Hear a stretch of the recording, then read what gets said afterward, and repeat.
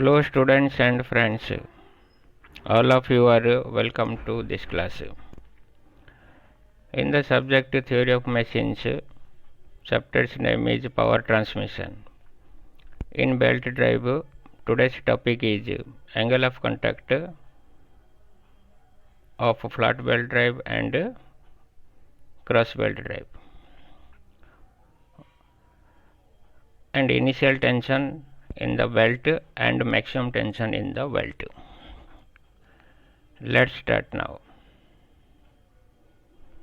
Please pause the video and note down in your notebook. First of all, we should discuss about angle of contact. In an open belt drive, the belt will slip on the smaller pulley, as angle of contact in smaller pulley is less than angle of contact in the angle of contact should be taken as minimum as possible. So theta at smaller pulley must be taken in case of open belt drive. Angle of contact is nothing but it is the contact of belt on pulley is subtended the angle at center of the pulley. Angle of contact on smaller pulley theta equal to pi minus 2 alpha, where alpha is the angle of belt contact point and vertical.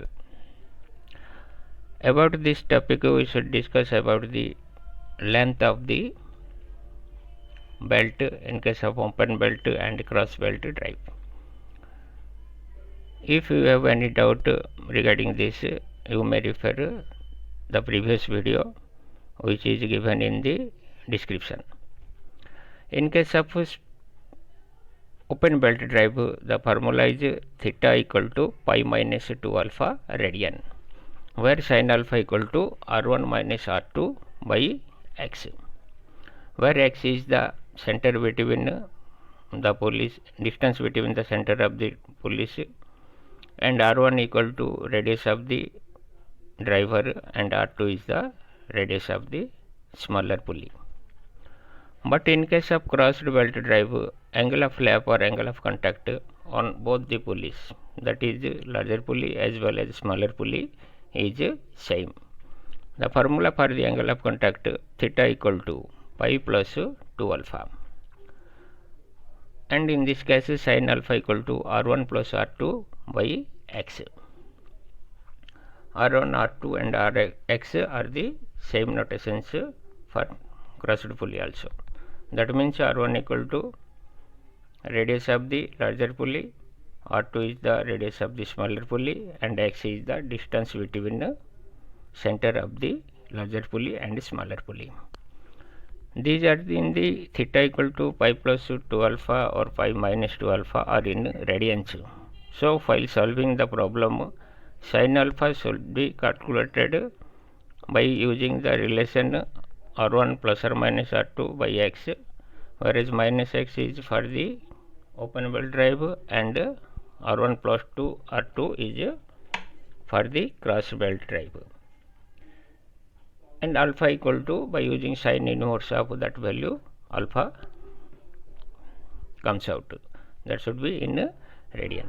Then that alpha should be used in the angle of contact relation. This is much for the angle of contact theta. This plays an important role in while solving the problems.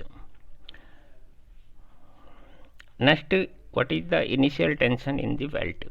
It is denoted by T0. When the pulleys are stationary, the form grip is increased by tightening the two ends of the belt. Hence, the belt is subjected to some tension. This tension is known as initial tension in the belt. Without rotating, whenever we fix a belt on two pulleys, we are using some tension in the belt. By enlarging the belt, we have to fix the belt. Whatever tension in the belt before rotating, that is known as initial tension in the belt. Initial tension in the belt TO equal to T1 plus T2 upon 2, where T1 is tension in the tight side of the belt and T2 is the slack side of the belt. When TC is considered, that means when centrifugal tension in the belt is considered, it should be considered when the velocity of the belt is more than 10 meter per second. Then only we have to consider the centrifugal tension. In that case, initial tension TO equal to T1 plus T2 plus 2Tc by 2, because T1 becomes T1 plus Tc and T2 becomes T2 plus Tc.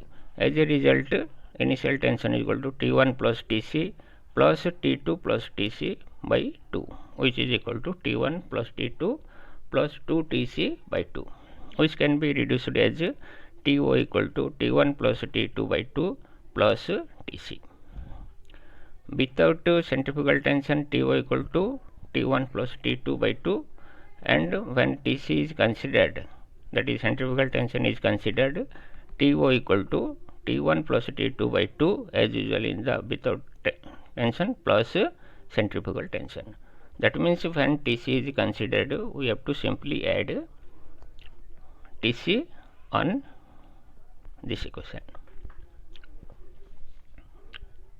Next topic is maximum tension in the belt. What is the maximum tension in the belt? The maximum tension in the belt is denoted by T max. The maximum tension in the belt is equal to shaft stress into cross sectional area of the belt. For this, we have to know what is the shaft stress and what is the width of the belt and what is the thickness of the belt. One relation is there for calculating T max. The formula is T max equal to sigma max into B into T. Sigma max is the maximum stress in the belt and B is the width of the belt and T is the thickness of the belt. By multiplying width into thickness, we are getting the cross sectional area of the belt. T max equal to T1 plus Tc when centrifugal tension is considered, and T max equal to T1 when T1 is considered. We are using these two relations for calculating the what is the width of the belt or what is the thickness of the belt or sigma max. For lower belt speeds, that is less than 10 meter per second, as centrifugal tension is very small and it may be neglected. Once again, I told you, whenever the velocity of the belt is more than 10 meter per second only, then you have to consider centrifugal tension. If that is the velocity of the belt is less than 10 meter per second, we neglect the centrifugal tension. Next, strength of the belt. If somebody asks you what is the strength of the belt, then strength of the belt is nothing but total tension in the tight side. Total tension in the belt T1 equal to total tension in the tight side equal to T1 plus Tc. T1 is the tension in the tight side and Tc is the centrifugal in tension. Once again, look over all the 4 topics of 4 parameters and please pause the video and note down in your notebook. I hope you have already understood clearly. Thank you for watching.